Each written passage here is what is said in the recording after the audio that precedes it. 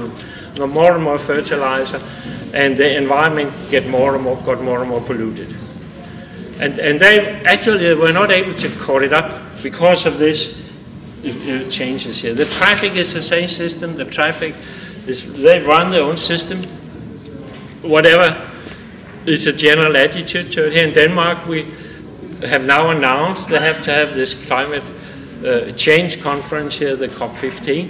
So the Danish government said that they will be very responsible in climate, in CO2. And what did they do? 3 days ago, the Minister of Traffic, they put out new 250 kilometers of highways for cars.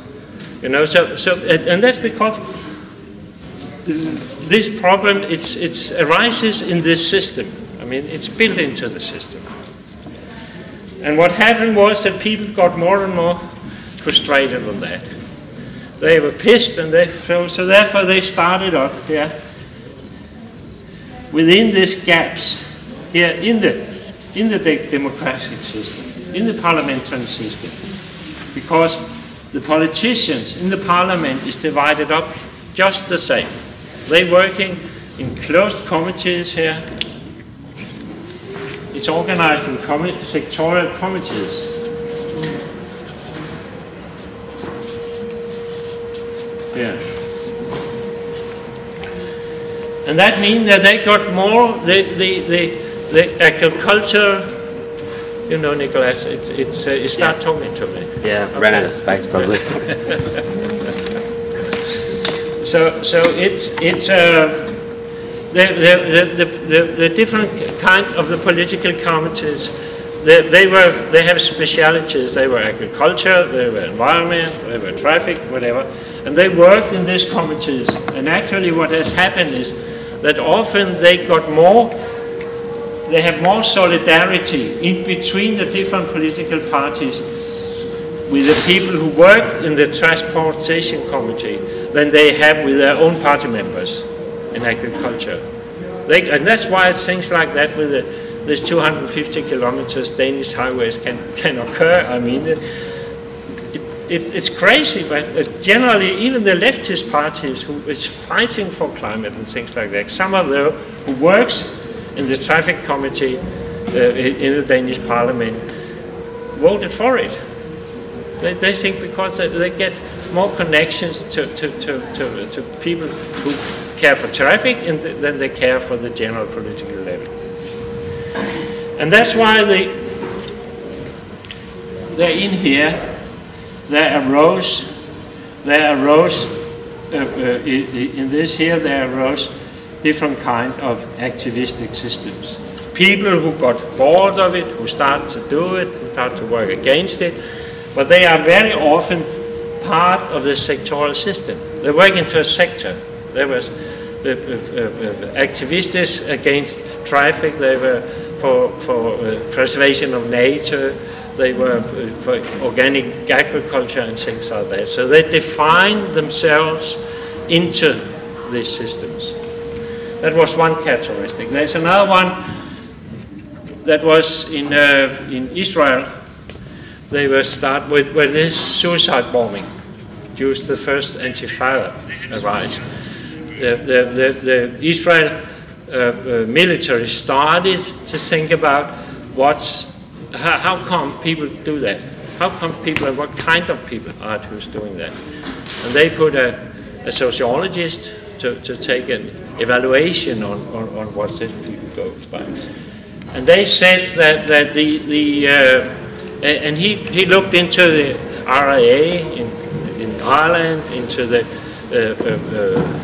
Rote Armee-Fraktion in Germany, Brigata Rossa in Italy, and into the Fatah groups, you know. And he looked who's actually doing this, and who's actually organizing this. And he found out in all the cases, he found out that these people, they were coming from the middle class. They were not the poor people who were doing. Some poor people may be bomb doing, but they were not organized to that. It was young people from the middle class who were doing that. And he starts, how come? I mean, they were the best educated, they were the people who should be the future leaders of the scientists, of the society and things like that. And then he found out that he started analyzing the middle class system. And he said the middle class system is is the greatest Hippocrates.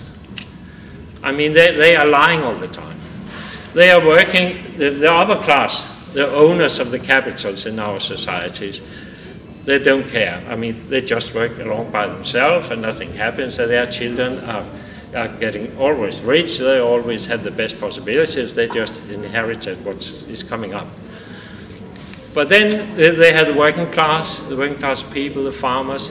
They're just doing what they order to. They have to do what they do in factories and agriculture or whatever. But then there is this class in between who are the administrators of the society, who are the one who administrates all our activities. And they are the ones who, and therefore they have to do what to get their salary, and they are really well paid because the upper class love them, because they are the actually ones who are doing the work for them. So they get a lot of money, and they got a lot of facilities around. And therefore they, on the one hand, they are serving the capitalistic system. On the other hand, they are carrier of the ambition of this society.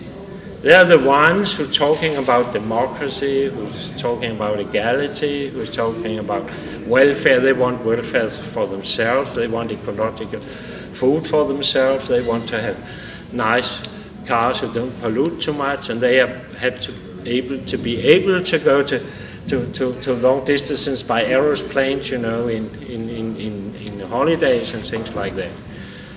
And who can see this hypocrisy between these two attitudes? So they are saying the world have to be good, the world have to be better, we don't have to pollute, and at the same time they are the biggest polluters. Who recognize this? Their children. And therefore their children, they understand what's wrong. They understand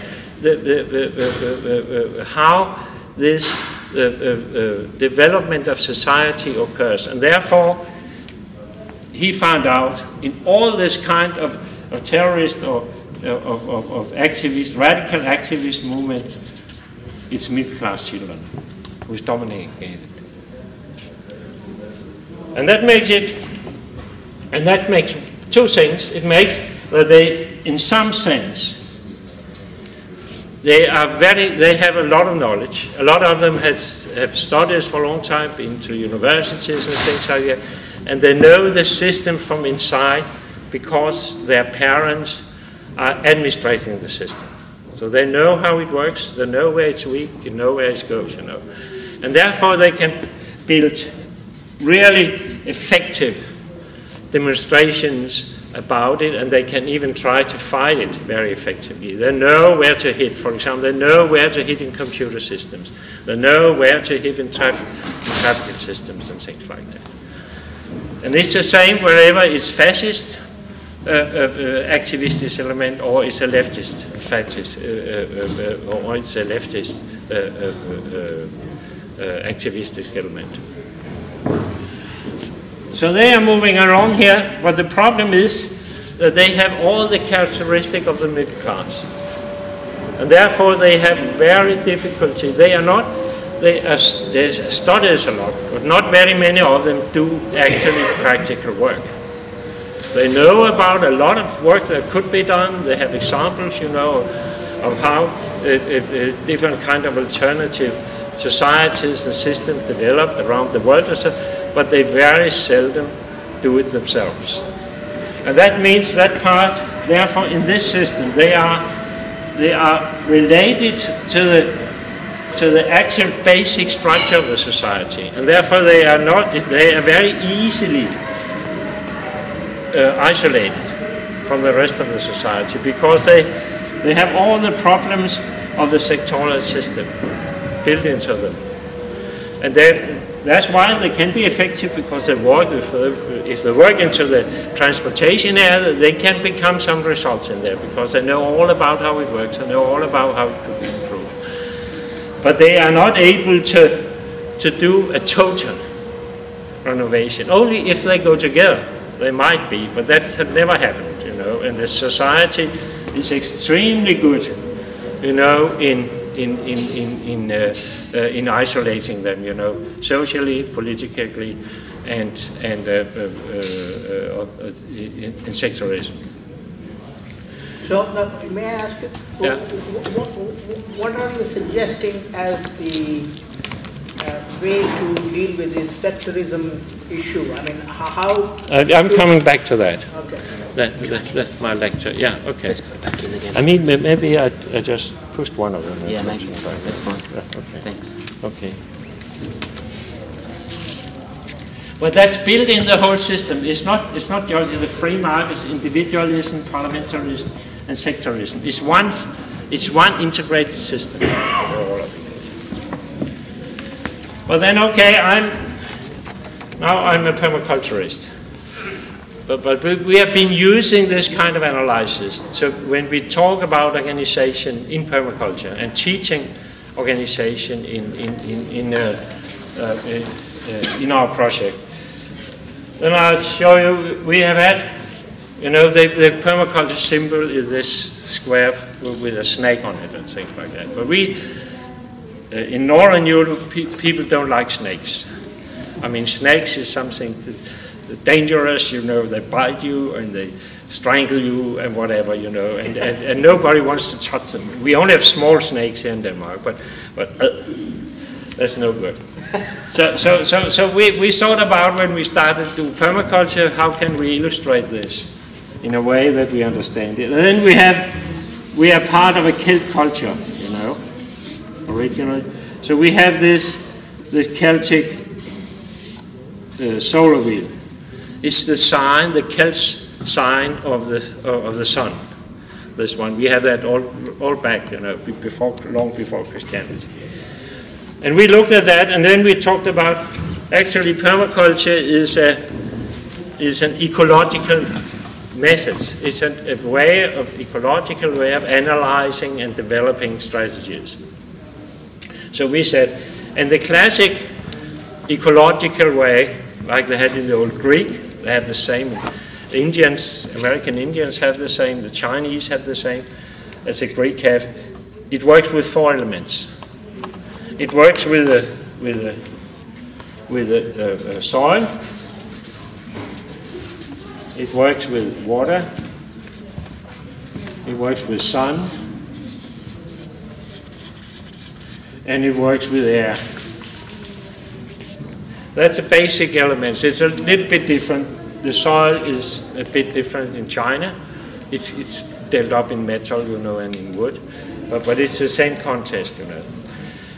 And then we said that, and then they all have, they have a 5th element called the spirit. The spirit about what connects the 4 elements.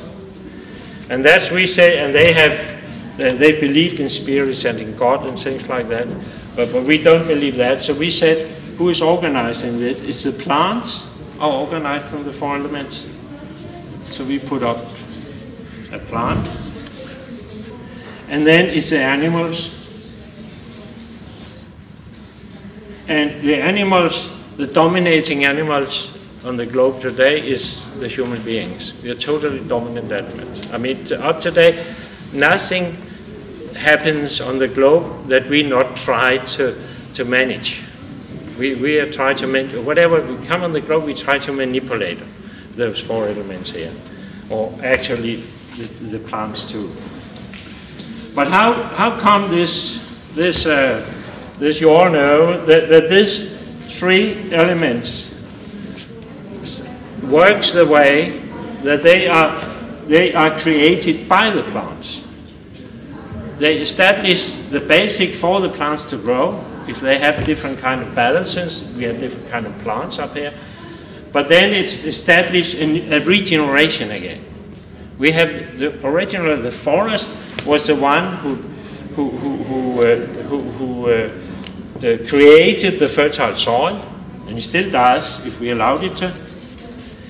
It's the pure water